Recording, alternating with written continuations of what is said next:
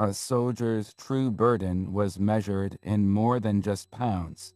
We are going to unpack the incredible and often surprising load carried by soldiers in the Great War. This goes far beyond rifles and helmets. We will explore the entire kit that defined their daily existence, from the tools of survival to the personal tokens from home. By the end, you will understand the complex story of endurance and innovation etched into every item they bore. We will uncover why a simple shovel could be as vital as a rifle, and what a single photograph meant when everything else was mud and chaos. What does it truly mean to carry your life on your back? At the very center of a soldier's world was his rifle. This was far more than just a firearm. It was his constant companion, his primary means of both defense and offense, and a heavy, metallic anchor to his duty. For a British soldier, this was the famous Lee-Enfield, a robust and reliable bolt-action rifle. His German counterpart carried the equally formidable Masser Gewehr 98, while the French soldier relied on the Lebel model. Unloaded, each of these weapons weighed around 9 or 10 pounds, a significant weight to carry at all times, but their psychological weight was even greater. This rifle was the tool upon which his survival most directly depended. Mastering this weapon required relentless training. Soldiers spent countless hours on musketry drills, learning to load, aim, and fire with both speed and precision. The goal was to achieve a high rate of accurate fire, a skill that became paramount in the close-quarters chaos of trench raids or during a frantic defense against an enemy assault. A well-trained soldier with a Lee-Enfield could fire over 20 aimed rounds in a single minute, a capability that could hold an entire section of trench. But the rifle was not complete without its bayonet. This long, bladed attachment transformed the firearm into a spear, a tool for the brutal hand-to-hand fighting that everyone feared. Yet its use extended beyond combat. A bayonet was often used to open cans of food, as a makeshift candle holder, or even to probe the ground for hidden traps. This essential piece of equipment demanded constant care. A soldier's life could depend on a clean, well-oiled mechanism that would not jam in a moment of crisis. The ritual of cleaning his rifle, often in a muddy, wet dugout, was a daily act of preservation, a small measure of control in an otherwise uncontrollable environment. Every component, from the wooden stock to the metal bolt, had to be meticulously maintained. This responsibility forged a unique bond between a man and his weapon, an intimate knowledge of its every click and groove. It was a relationship built on necessity, a shared burden in the grim reality of the front lines. Yet that rifle was useless without the bullets to feed it. Every soldier carried a heavy supply of ammunition, a burden that represented both his ability to fight and his dwindling chances of survival. The standard issue for a British soldier was 150 rounds, though this number could swell dramatically before a major offensive. This weight of metal was distributed in cloth bandoliers slung across the chest or in stiff leather pouches attached to his webbing belt. Each round had a purpose. The vast majority were standard ball ammunition, designed for maximum effect against enemy personnel. But mixed in were specialized rounds, like the bright streaks of tracer fire used to mark targets or correct aim in the darkness, creating a terrifying yet visible arc of fire. The sheer physical weight was immense. 150 rounds of .303 ammunition added roughly another 4.5 pounds to a soldier's load, a constant jangling reminder of the violence he might need to unleash at any moment. Keeping an entire army supplied with this torrent of bullets was a logistical nightmare, a relentless pipeline stretching from factories at home all the way to the frontline trench. For the soldier, the ritual of loading was a familiar, nerve-wracking sound. In the heat of an attack, he would fumble with stripper clips, 5 rounds held in a metal clip, pressing them down into the rifle's magazine with a sharp, metallic click. This action, repeated over and over, was a race against time, each click counting down to an empty weapon. A soldier was always acutely aware of exactly how many rounds he had left. In a desperate defense, that number was a stark measure of his own safety, the dwindling count a direct tally of his remaining power to hold the line against the advancing enemy. But that constant weight of metal and ammunition was carried upon a soldier's second skin, his uniform. For the British infantryman, this meant the iconic khaki wool tunic and trousers. The color itself was a deliberate choice, a muted, earthy tone designed to blend into the landscape, a stark departure from the bright red coats of previous centuries. This was not clothing for parade, it was clothing for survival. Yet the reality of wool in the trenches was a lesson in discomfort. While durable, the thick fabric became incredibly heavy when soaked with rain or mud, and it dried with agonizing slowness. It offered scant protection from the biting cold of winter and could be stiflingly hot in summer. A fabric that seemed to hold every extreme of temperature against the skin. Wrapped tightly around their lower legs were the puttees, long strips of woolen cloth that were meticulously wound from the ankle up to the knee. Their purpose was twofold: to provide support for the legs during long marches, and, more practically, to seal the top of the boot, preventing the relentless seepage of mud, water, and vermin. Learning to wrap a putty correctly was a skill every new soldier had to master, a daily ritual that, if done poorly, could lead to blisters, restricted circulation, or a boot full of filthy trench water. While the basic uniform was standardized, small distinctions revealed a man's role or regiment. An officer's tunic was often tailored from finer cloth, with subtle differences in the cut and badges. The cavalry, who still operated horses early in the war, had breeches and reinforced leather leggings instead of puttees. But perhaps the most telling variations were those made by the soldiers themselves. These men were not mannequins. They were practical problem solvers living in unimaginable conditions. Uniforms were constantly altered for comfort or necessity. Buttons were repositioned, pockets were added or enlarged, and rough seams were rubbed smooth to prevent chafing under the heavy webbing. The issued uniform was merely a starting point, a canvas upon which each soldier painted his own story of adaptation and endurance. Above the rough wool of the uniform sat a soldier's most vital piece of personal armor, the steel helmet. This was not a piece of equipment carried in a pack. It was worn every waking moment, a constant heavy crown that represented a fundamental shift in modern warfare.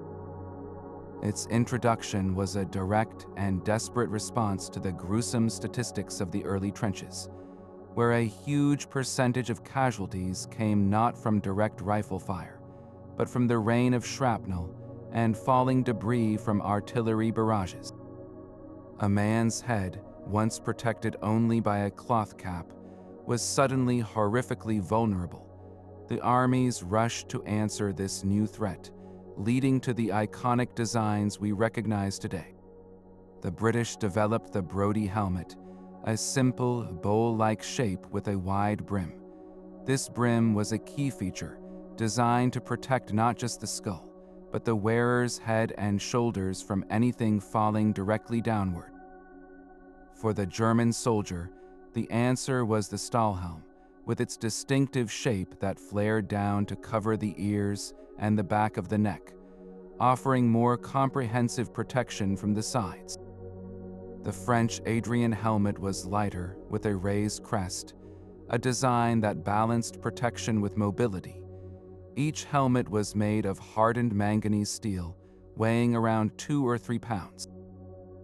That weight, though significant, was a burden every man was grateful to bear. You can still feel the strain in old training manuals that caution soldiers against letting their heads droop forward from the fatigue of wearing it for days on end.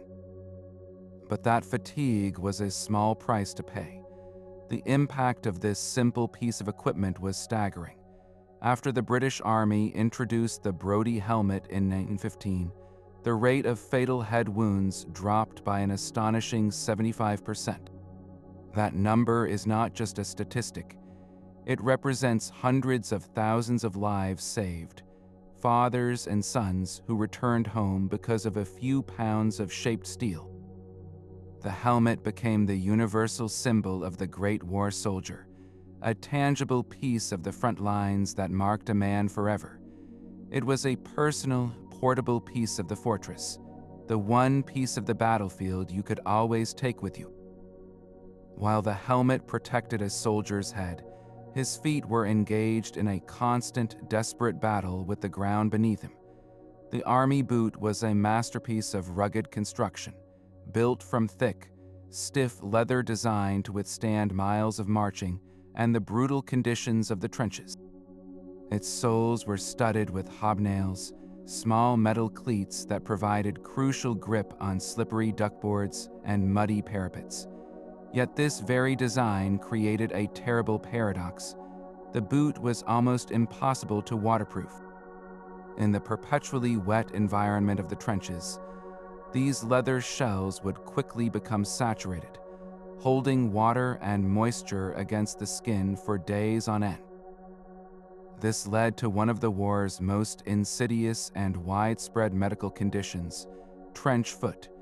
It was a horrific affliction caused by feet being constantly cold, wet, and confined in unsanitary conditions.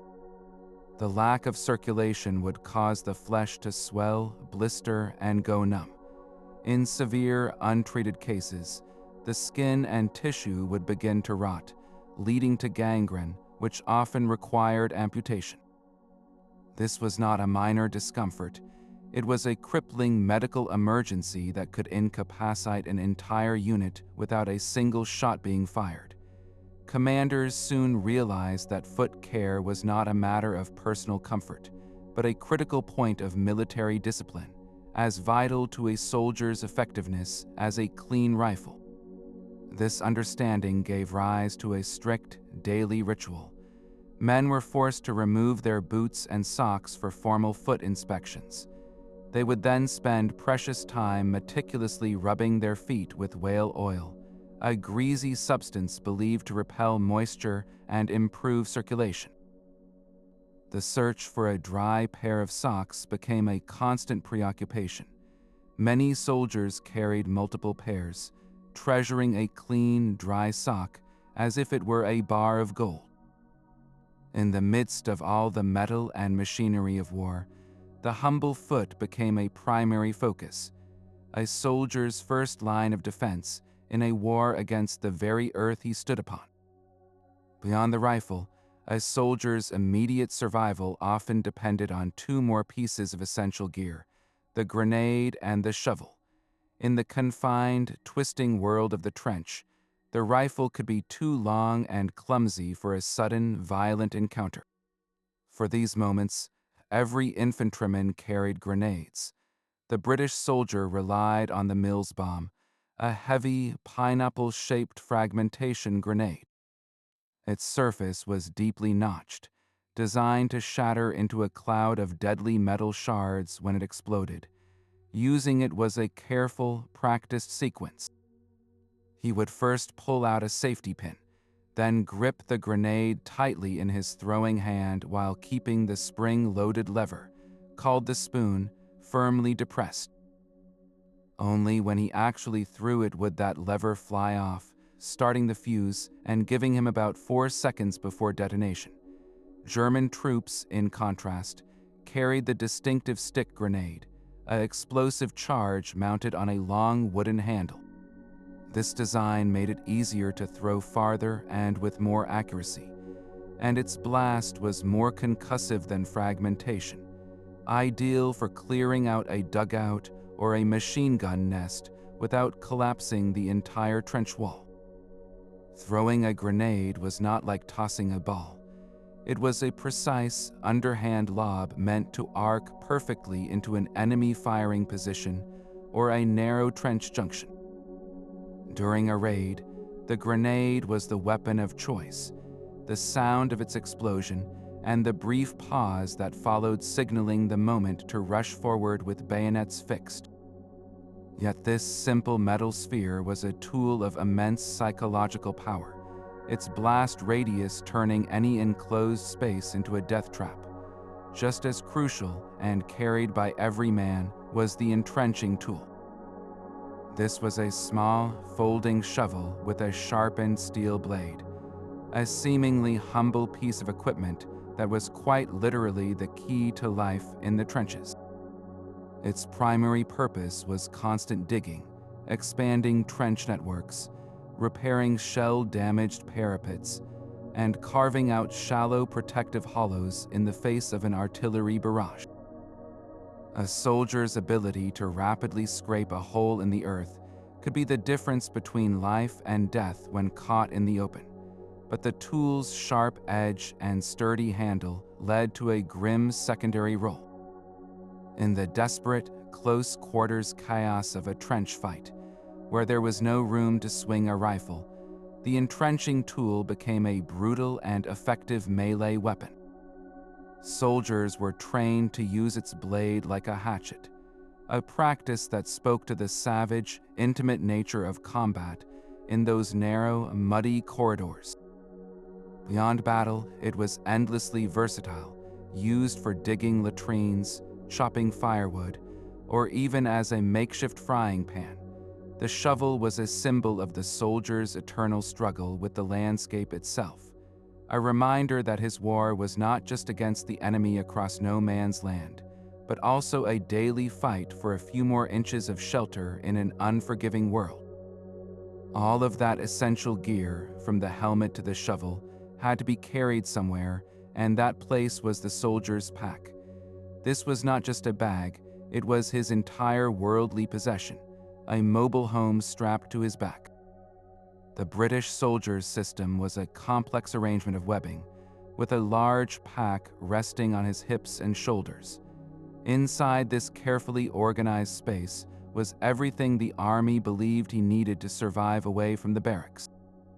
At the core were the basics of existence: a mess tin for cooking and eating, a sturdy water bottle, and a small ration of tea and sugar. But the most sacred item was the iron ration. This was a sealed tin of emergency food, typically containing hardtack biscuit and a dense block of beef. It was absolutely forbidden to open it without an officer's direct order, a rule enforced with strict discipline. This tiny, inedible package represented the final reserve, the last meal a soldier would have if he were cut off, surrounded, or lost. The psychological weight of that iron ration was immense, a constant, heavy reminder of just how desperate things could become. The physical weight, however, was a burden all its own. A fully loaded pack could easily exceed 60 pounds.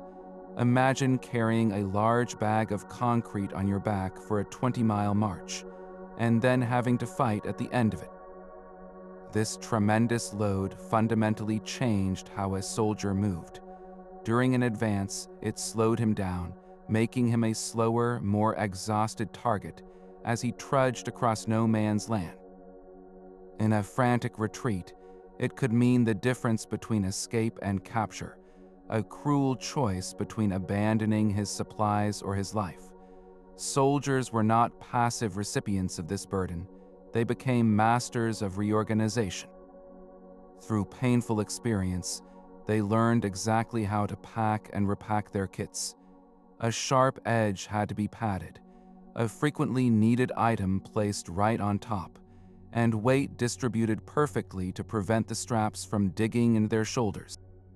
This was a personal science of comfort, a small daily rebellion against the army's one-size-fits-all approach.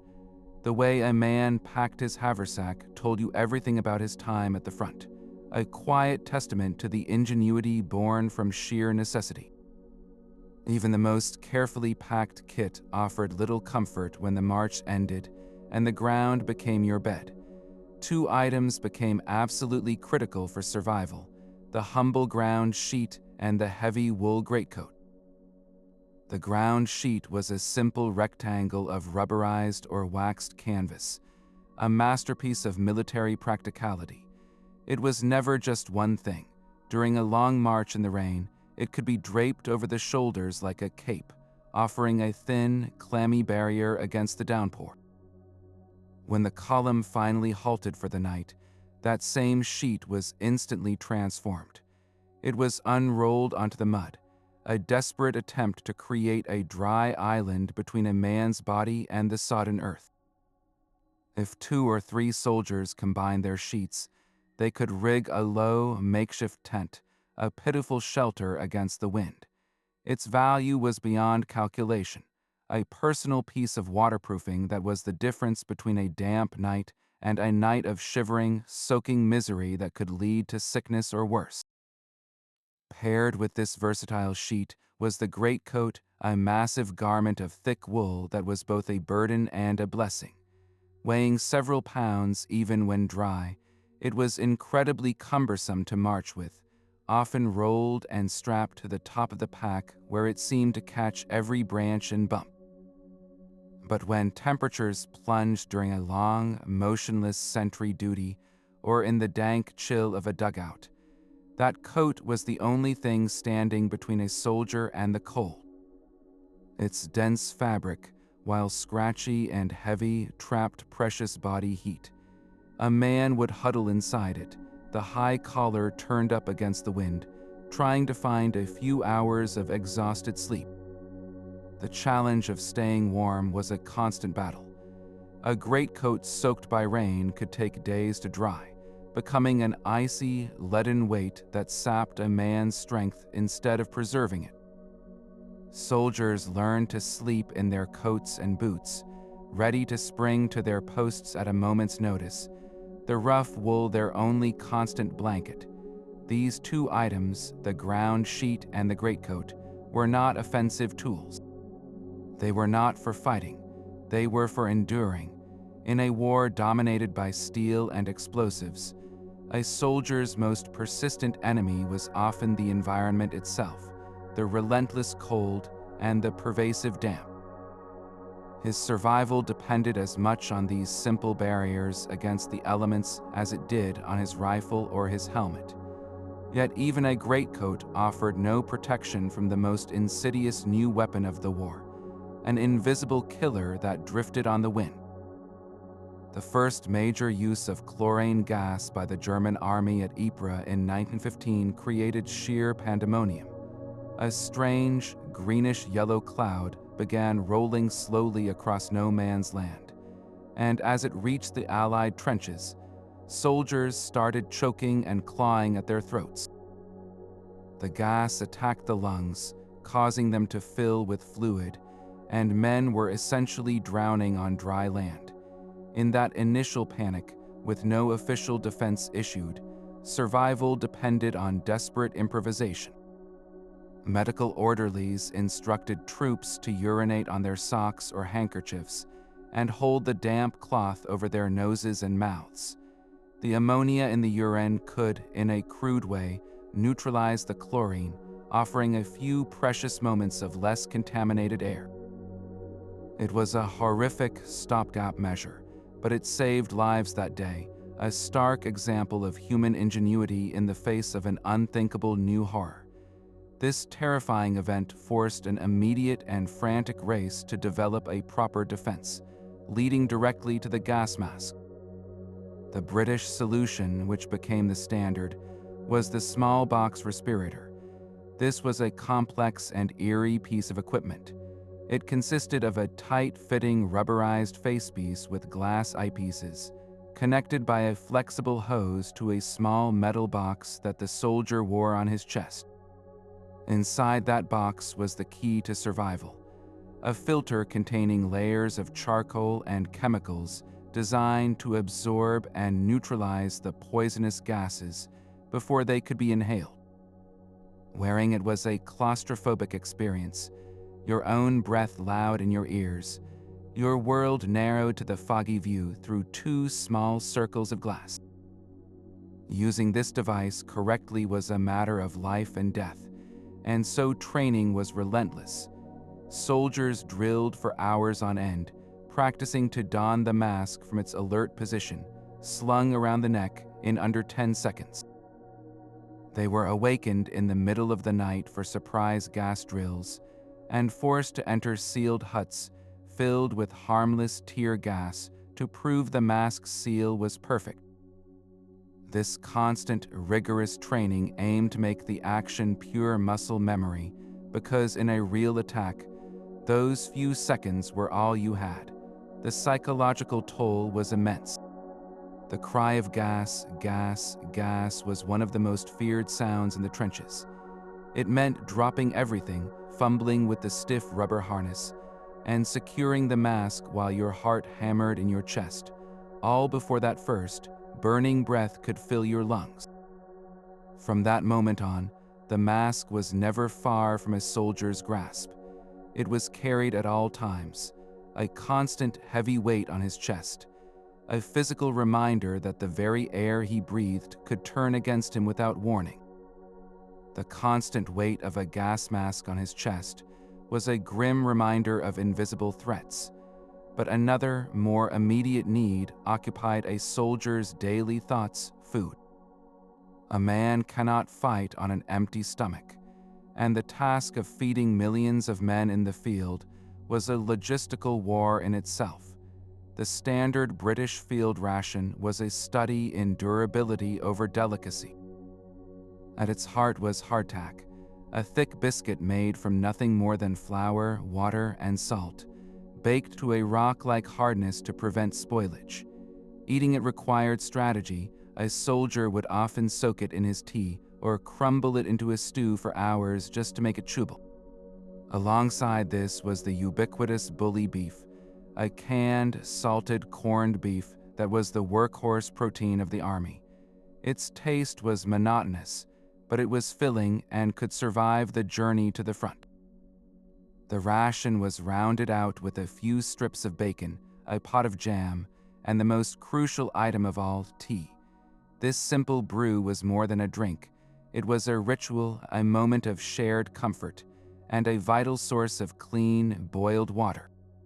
Getting this food from supply depots to the men in the firing line was a monumental challenge. For those lucky enough to be in support trenches, hot food might arrive from a field kitchen. These mobile units, often just large pots on wheels, would prepare stews and brew tea in massive quantities, then dispatch runners carrying the steaming food in insulated containers called dixies. But for the men holding the very front line, this hot meal was a rare and precious event, often arriving cold and caked with mud after its dangerous journey through communication trenches. This forced every soldier to become his own cook. His mess tin, a two-part metal container that nested together, was his portable kitchen. He might use a small, portable spirit stove called a Tommy cooker, or more commonly, build a tiny, discreet fire in a dugout or shell crater. A chunk of bully beef would be fried in one half of the tin, while water for tea boiled in the other. This was a risky endeavor, as the smoke could draw sniper fire, forcing men to cook under the cover of darkness or in the deepest parts of the trench. The sheer monotony of the rations made any variation a cause for celebration. A parcel from home was a treasure trove that could transform his existence. A tin of fruit, a cake, some chocolate, or even a simple jar of pickles became a shared feast among his comrades, a tangible taste of the world they had left behind. In the midst of the mud and the metal, the act of preparing a warm drink or sharing a precious treat was a powerful act of defiance, a small but essential thread connecting him to his own humanity. But even as his stomach was filled with bully beef and hardtack, a soldier nourished another deeper hunger. In a breast pocket, tucked safely over his heart, he carried a world far removed from the trenches. These were the personal effects, items with no military purpose whatsoever, yet they were as vital to his survival as his rifle or his gas mask.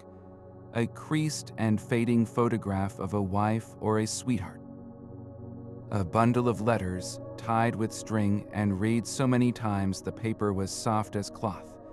A small Bible, a crucifix, a diary, or a simple, smooth stone picked up from a beach back home. These were not issued by the army, but they were carried with a reverence that official gear never received. The connection to home was a lifeline, and it was maintained by one of the war's most remarkable institutions, the Postal Service. Letters traveled back and forth with astonishing reliability, considering the chaos. A letter from home was an event that could lift a man's spirits for days. It was a tangible piece of his old life, filled with everyday news of the harvest, a child's first steps or local gossip. He would read it slowly, savoring each word, and then carefully fold it back into its envelope, to be read again and again during the long, quiet hours of sentry duty. The act of writing back was just as important. In his reply, he could momentarily step back into his role as a son, a husband, or a father. He would describe the landscape in vague terms, ask about the garden, and offer reassurance, creating a necessary fiction of safety and normalcy for the people he loved. These fragile paper links were a psychological anchor, a constant reminder of who he was and what he was fighting for. The value placed on these simple objects was immeasurable. There are countless accounts of soldiers, under heavy fire, scrambling to retrieve a lost photograph that had fallen from a pocket.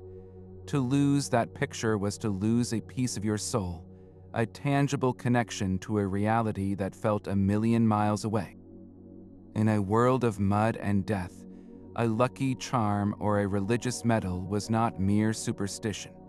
It was a source of control, a small ritual that offered comfort in the face of random, terrifying violence. The weight of a single photograph was negligible, but the emotional burden it carried was immense. It was the weight of memory, of love, and of a future he desperately hoped to see again.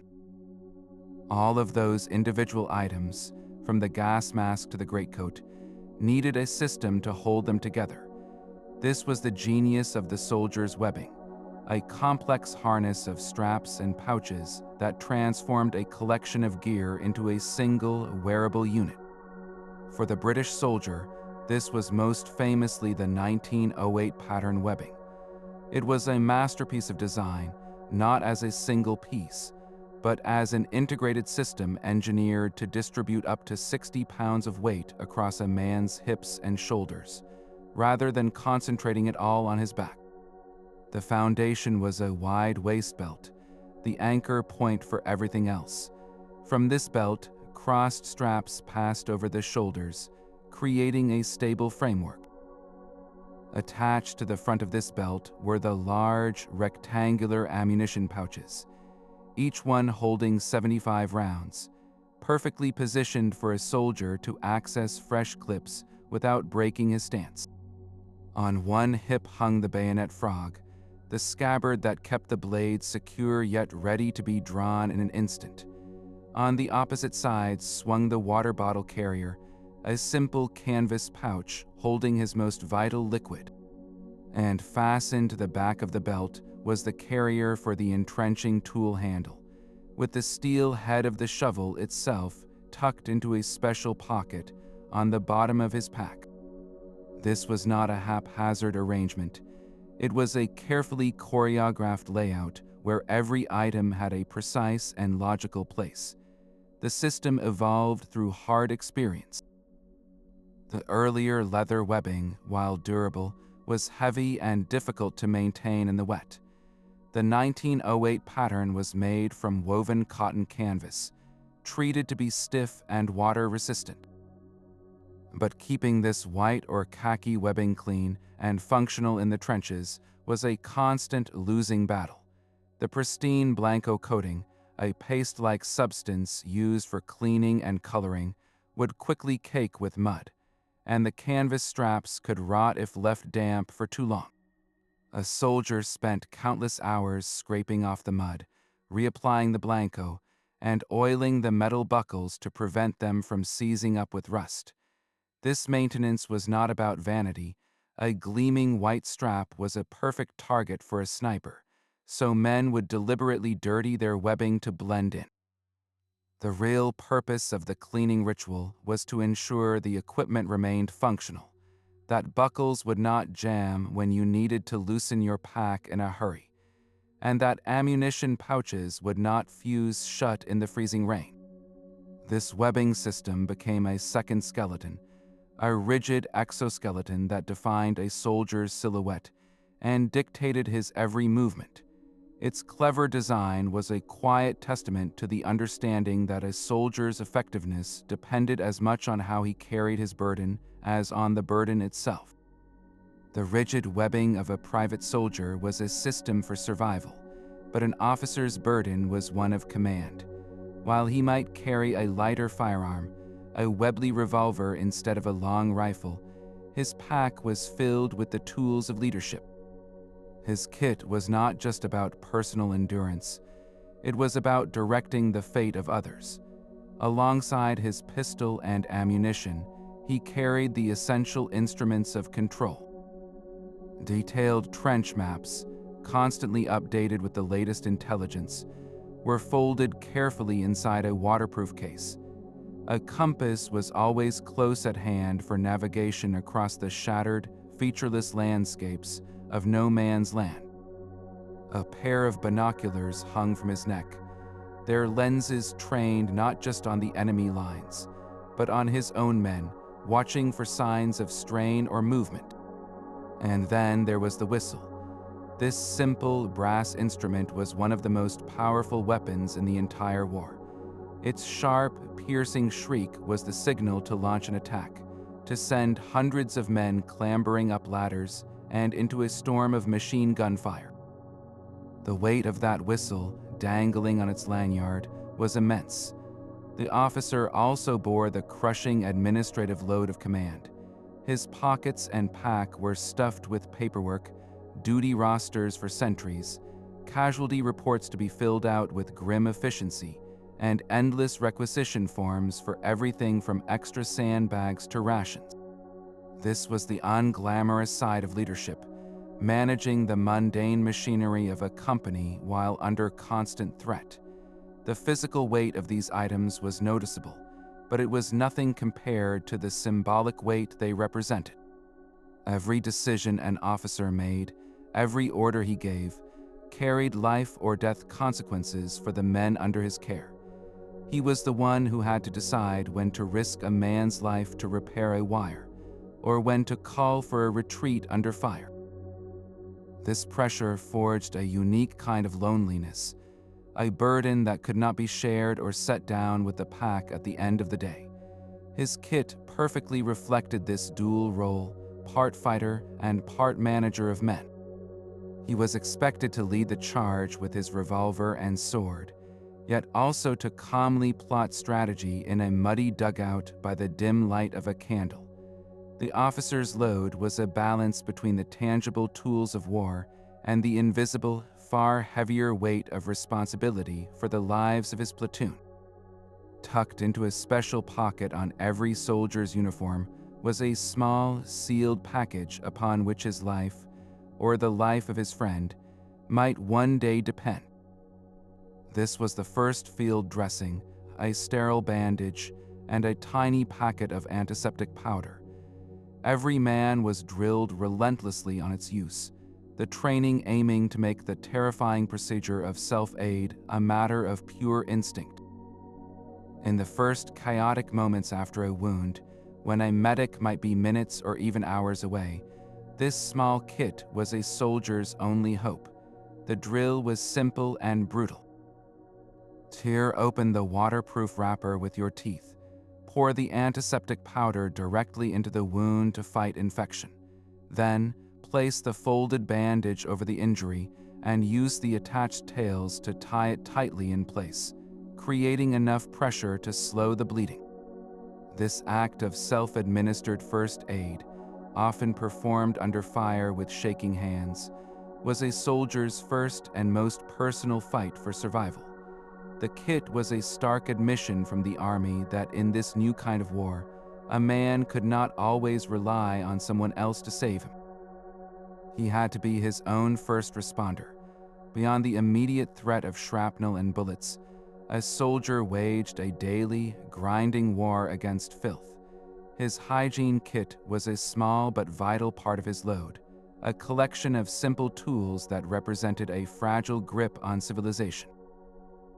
He carried a razor, not for a close shave, but because a clean-shaven face was the only way to achieve a proper seal on his gas mask. A sliver of soap, a toothbrush, and a small towel completed his personal arsenal against the grime. These items were precious, their loss a genuine hardship, yet they were almost laughably inadequate against the overwhelming squalor of the trenches. The constant, damp filth bred two relentless enemies, lice and rats.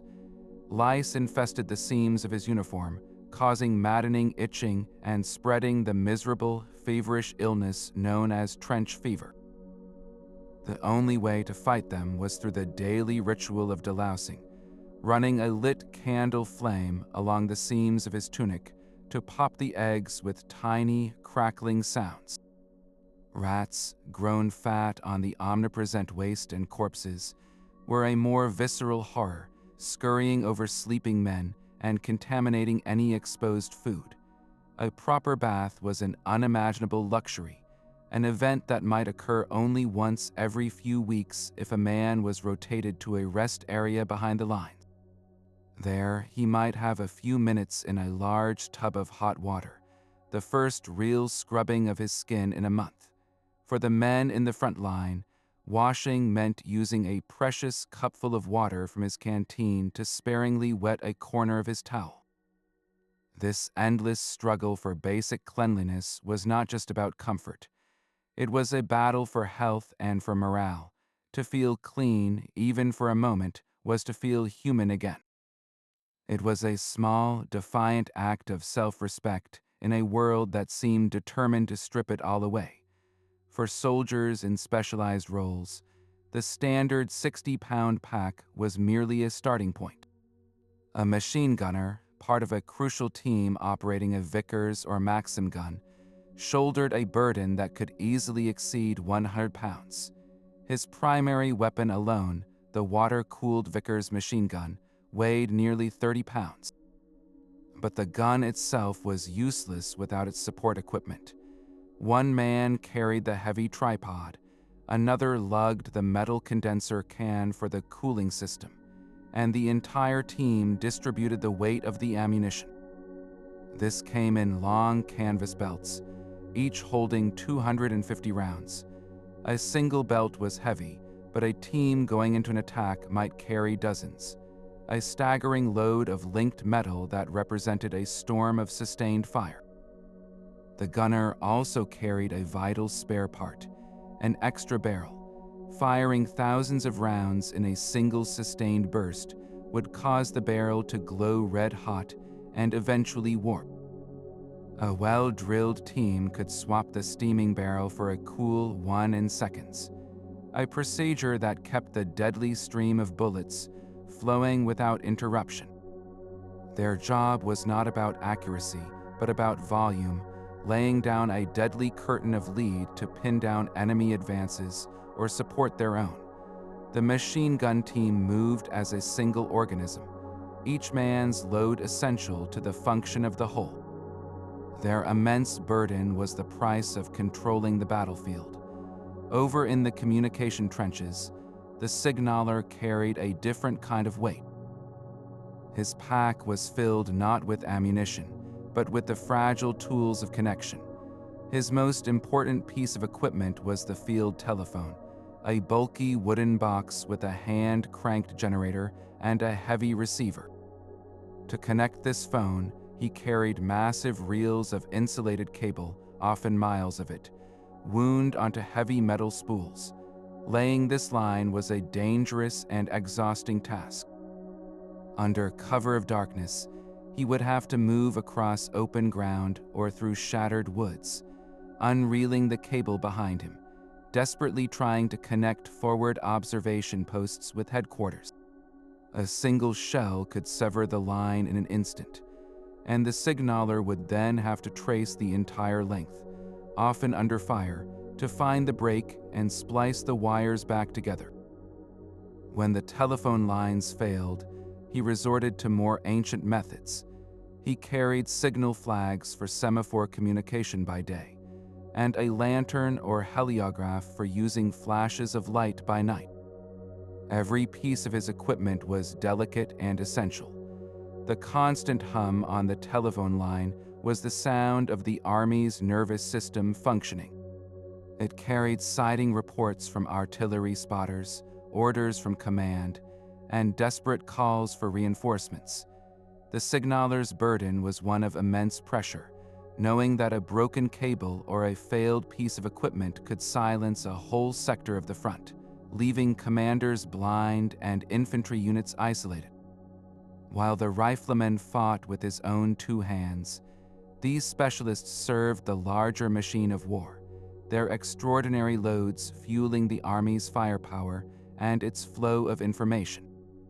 That intricate webbing system and its 60-pound burden were designed for the grind of trench life, but there was one mission where all that weight was left behind.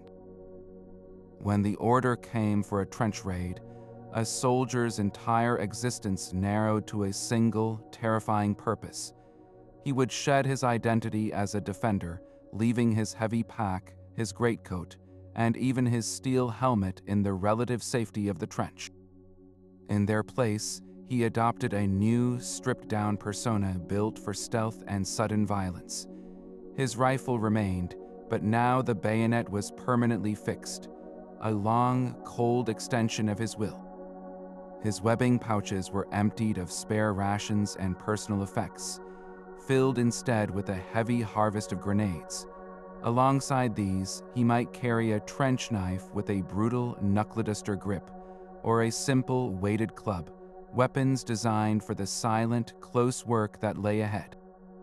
Every piece of gear was chosen for a single reason: to kill quickly and quietly in the dark. The transformation was both physical and psychological. With soft caps replacing their clanking helmets, the men moved with a new, predatory grace.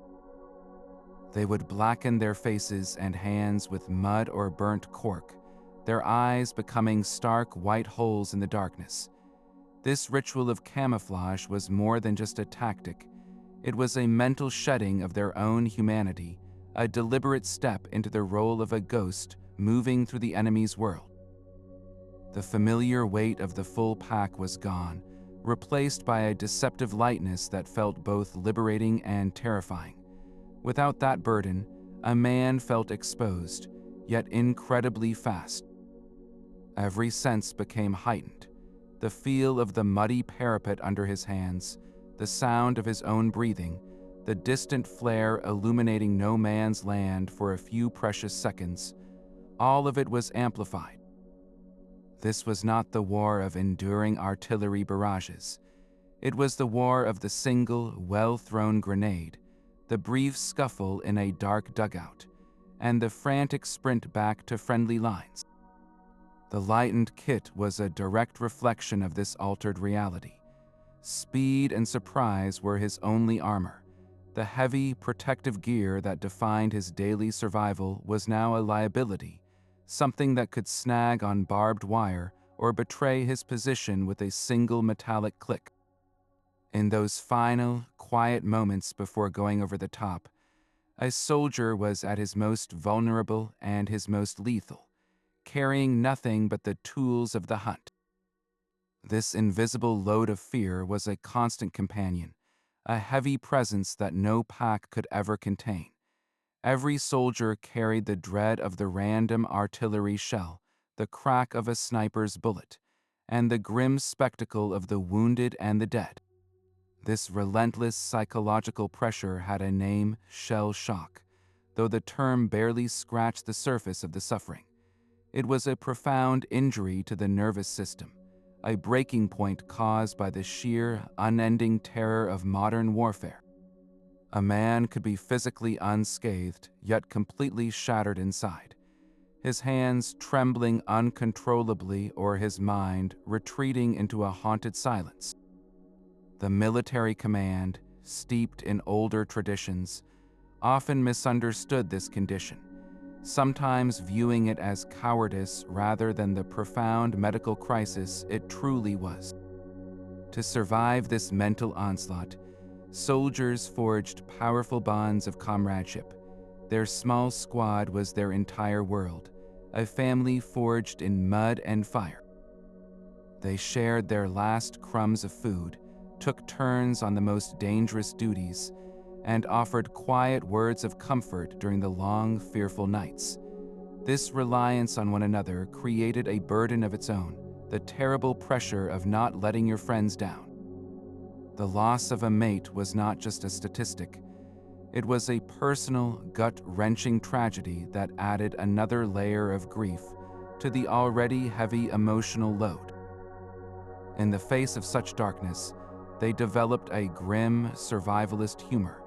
They joked about the food, the rats, and their own dismal chances, using laughter as a fragile shield against despair.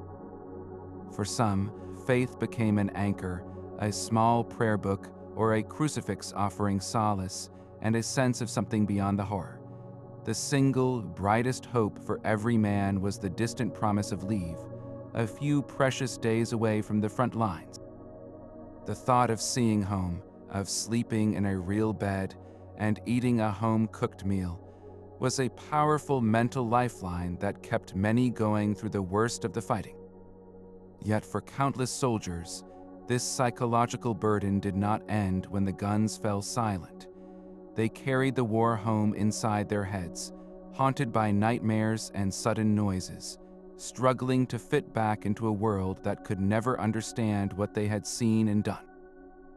The weight of the pack could be set down, but the weight of memory often remained, a permanent, invisible scar from a war that never truly ended for those who fought it.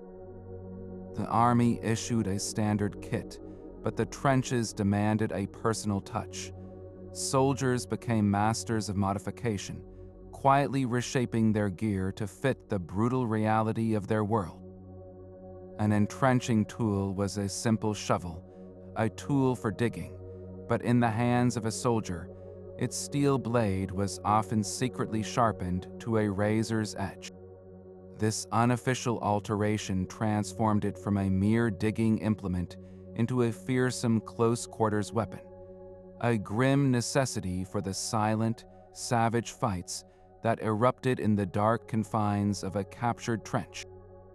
It was a modification born of pure, pragmatic terror. Uniforms, too, were constantly altered.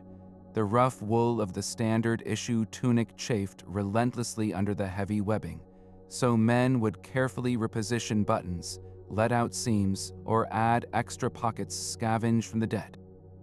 These were not acts of vanity, but of survival, small adjustments to prevent raw, bleeding skin that could lead to a crippling infection. The goal was always the same: to make the unbearable just slightly more endurable.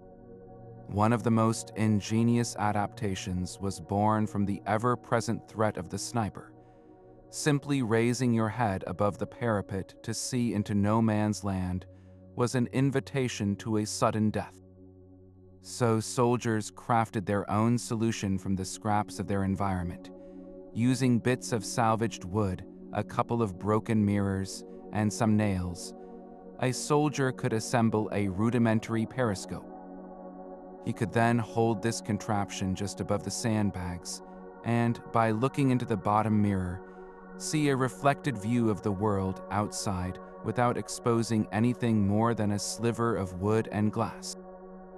This simple invention, built from nothing, saved countless lives, turning a suicidal act of observation into a relatively safe one. Even the basic need for hot food spurred innovation. The official Tommy cooker was a small, portable spirit stove, but fuel was scarce. An empty bully beef tin, a bit of sand, and some stolen gun oil or candle wax could be transformed into a makeshift stove that provided just enough heat to warm a cup of tea or fry a slice of bacon. This humble can, once discarded, became a vital piece of personal infrastructure. None of these clever inventions were in the official manuals. They were a quiet rebellion against the one-size-fits-all thinking of the high command, a testament to the raw ingenuity of men forced to solve life or death problems with whatever they had on hand. Every sharpened edge and every hand-stitched pocket was a story, a silent declaration that even in the midst of industrialized slaughter, the human mind would not stop trying to carve out a small measure of comfort, safety, and control. Every item in a soldier's pack told a story of an industrial miracle. Behind the front lines churned a hidden world of logistics, a colossal effort to keep millions of men fed, armed, and supplied. The journey of a single pair of boots began not in a muddy trench, but in a bustling factory hundreds of miles away. Workers, many of them women, cut and stitched the thick leather, hammering in the hobnails that would one day trudge through the sodden earth of France. This was the first link in a vast and fragile chain. From the factory, the new boots were packed into crates, loaded onto trains, and shipped across the English Channel. They arrived at massive supply depots known as bases, sprawling warehouses that formed the beating heart of the entire military machine. These bases were cities of stuff, where mountains of canned food, stacks of ammunition boxes, and pyramids of artillery shells waited for their turn to move forward. Meticulous clerks tracked every item in ledgers, understanding that a single mistake in paperwork could mean a company of men going without socks or bullets. The real challenge began when the supplies left the safety of the depot. A narrow-gauge railway, often called a light railway, would carry the crates closer to the front, its tracks constantly being repaired from shell damage. From the railhead, the burden shifted to the horse-drawn wagons of the Army Service Corps. These drivers and their animals performed a daily, deadly shuttle run, moving under the cover of darkness along shell-pocked roads to smaller dumps in the support trenches. The final, most dangerous leg of the journey fell to the battalion's own carriers. These men, weighed down with sacks of bread, boxes of ammunition, or cans of water, would navigate the treacherous communication trenches at night, their progress marked by the occasional flare illuminating the sky and the ever-present threat of a sniper's bullet. A single pair of boots might pass through a dozen hands on its long journey from a quiet factory to the feet of an exhausted soldier in a reserve trench. This entire system operated under constant strain. An enemy artillery barrage could obliterate a supply dump in minutes, sever a rail line for days, or crater a road so thoroughly that not even a mule could pass.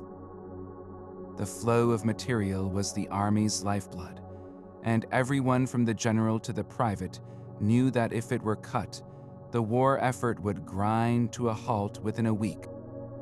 The soldier in the front line, waiting for his new boots or his ration of tea, was the final destination in a silent, relentless river of stuff, a testament to the thousands of unseen people who kept the trenches from emptying. A soldier's entire world could be quantified in brutal, back-breaking pounds. Let us add it all up. His rifle and fixed bayonet, that 10-pound anchor of his duty, was just the beginning. To feed it, he carried 150 rounds of ammunition, a weight of over 4 pounds distributed across his webbing. But that webbing itself, the complex harness of straps, pouches, and carriers, added another 5 pounds before a single item was placed inside it. Slung from this system was his water bottle, a full 2-pound canteen that was his mobile well. On his back, the large haversack held his mess tin, his iron rations, his tea and sugar, and his daily food, a collection that easily reached 10 pounds. Strapped to the top of that was his greatcoat and ground sheet, another 8 pounds of wool and canvas that were his only shelter from the elements. On his head sat the steel helmet, a 2-pound pot that saved countless lives but strained his neck. On his feet were his boots, the thick leather and hobnails adding 4 more pounds to every step. And finally, tucked away in pockets and folds, were his personal effects, the letters and photographs that may have weighed only 3 pounds in his hands, but carried the immense gravity of another life. The total was staggering, a constant burden of over 60 pounds. This was not a weight carried for a brief march. This was the weight he slept in, fought in, and retreated in. Imagine the sheer physical force required to climb a scaling ladder with that load, to haul your body and your 60-pound home over the parapet and into the open chaos of no man's land. Every desperate sprint across broken ground was a test of endurance against gravity itself.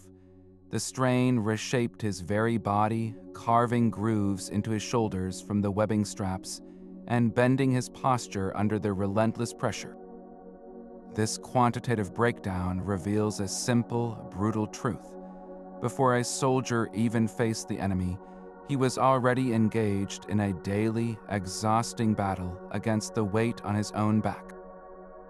While the British Tommy struggled under his 60-pound load, his counterparts across no man's land carried their own distinct burdens. The German soldier's kit was a study in pragmatic design, built around his iconic Stahlhelm. This helmet, with its distinctive flared shape protecting the neck and ears, was arguably the most advanced head protection of the war. His main weapon was the reliable Mosser Gewehr 98, a bolt-action rifle renowned for its accuracy. But one of his most feared tools was the stick grenade or steel hand grenade. With its long wooden handle, it could be thrown farther and with greater precision than the British Mills bomb, making it devastating for clearing trench sections. His equipment was often made from high-quality leather, from his ammunition pouches to his supporting Y straps, which formed a robust, if heavier, harness for his gear. This leather, however, could become stiff and brittle in the wet, a drawback in the sodden trenches. Across the way, the French poilu presented a different silhouette. His horizon blue uniform was a deliberate departure from the earlier, highly visible red trousers, a muted blue-gray intended to blend into the hazy distance. On his head was the Adrian helmet, lighter than its British and German counterparts, with its distinctive comb that was designed to deflect shrapnel. He carried the long, cumbersome Lebel rifle, a weapon that was already outdated at the war's start, but remained in service throughout. His leather equipment, including his cartridge pouches and backpack, was often darker and simpler in design, reflecting a different military tradition. When the American doughboy arrived in 1917, he was a patchwork soldier. His initial equipment was a chaotic mix of whatever was available, leading to him often wearing British tunics, using French rifles, and carrying a hodgepodge of gear. This was a necessary stopgap while American industry raced to catch up. Soon, however, he standardized onto his own distinctive kit. He was armed with the excellent Springfield M1903 rifle, a weapon known for its superb craftsmanship and long-range accuracy. On his head, he wore the Model 1917 helmet, a design very similar to the British Brodie, but with a slightly different rim and liner. His web gear was a new system, learning from the lessons of the other armies, designed to distribute weight more efficiently. Despite these national differences, the fundamental burdens were eerily similar. Every soldier, regardless of his flag, carried the same essential tools for survival and killing. The weight of a rifle, the bulk of a gas mask, and the hope represented by a letter from home were universal currencies in this economy of war. Each nation's kit reflected its own industrial capacity and military philosophy, yet they all converged on the same muddy, tragic truth. A man's life was reduced to the weight he could carry on his shoulders. The brutal arithmetic of the Western Front forced a permanent evolution in how a soldier is equipped. Every lesson learned through blood and exhaustion was meticulously studied, directly shaping the tools carried by soldiers for the next 100 years. That 60-pound burden sparked an immediate drive to manage weight more intelligently. The complex webbing systems of the Great War were just the beginning, leading directly to the modular load-bearing vests of today, where weight is not just carried, but strategically distributed across the torso to allow for greater mobility and endurance. The steel helmet, once a novel answer to shrapnel, proved its worth so conclusively that it became a non-negotiable part of a soldier's identity. Its basic form, a shaped piece of protective armor for the head, remains unchanged, though the materials have advanced from manganese steel to advanced composites like Kevlar. Even the frantic need for rapid rifle fire in the trenches planted the seed for a revolutionary change. The reliable but slow bolt-action rifle, which demanded a soldier break his aim to chamber each new round, was soon supplanted by semi-automatic and eventually automatic weapons. The American M1 Garand of the Second World War, which could fire 8 rounds as fast as a man could pull the trigger, was a direct answer to the firepower problem first identified in the muddy stalemates of France. The ghost of the first chlorine gas attack at Ypres never faded. The bulky small box respirator evolved into lighter, more efficient gas masks that integrated the filter directly into the facepiece, eliminating the cumbersome hose. While the specific chemical threats changed, the principle of personal, portable protection against airborne toxins became a permanent fixture in every army's inventory. The monotonous and often inadequate field rations also saw drastic improvement. The rock-hard hardtack and plain bully beef were eventually replaced by scientifically developed meals, like the American C ration and later the MRE or meal ready to eat. These were designed not just for calories, but for nutrition, variety, and stability, each one a self-contained meal that a soldier could actually look forward to opening. And that simple first field dressing, the lone bandage every man carried, grew into the comprehensive individual first aid kit. Modern soldiers carry tourniquets, hemostatic gauze, and chest seals, a direct result of battlefield medicine learning that a soldier's own immediate action is the most critical factor in surviving a catastrophic wound. The Western Front was a horrific laboratory, but its painful experiments forged the very blueprint of the modern infantryman's load, proving that the weight of survival is a lesson never forgotten. These silent fields still hold the echoes of the soldier's burdens, preserved in rust and soil. Over a century later, the careful work of battlefield archaeologists unearths these tangible fragments of the past. They do not search for grand trophies of war, but for the humble, everyday objects that defined a soldier's existence. A rusted bayonet, its steel blade now fused to its scabbard, is pulled from the mud. A German Stahlhelm, pierced by a shrapnel hole, is found nestled in a collapsed trench wall. Each recovered item is a direct, physical link to the individual who once carried it, a voice from the past speaking through the things he touched and relied upon. The story is not just in the object itself, but in its condition and its final resting place. A cluster of unused British .303 rounds, still held in their cloth bandolier, might be discovered near a skeleton, telling a silent tale of a soldier cut down before he could even fire a shot. A collection of personalized items, a carefully engraved spoon, a broken toothbrush, or a small metal shaving mirror, found together in a dugout, paints a picture of a man trying to maintain a shred of normalcy amidst the chaos. Why would these personal things be left behind? They speak of a sudden, frantic retreat or a final, desperate stand. The location of a dropped rifle can mark the exact spot where a soldier fell, while a cache of empty bully beef tins and discarded tea tins outlines the shape of a makeshift camp just behind the lines, a place of brief respite now long forgotten. This physical evidence acts as a powerful check on the written historical record. A general's report might describe a successful advance, but the scattered equipment and remains found across a field can reveal the true, brutal cost of those few gained yards.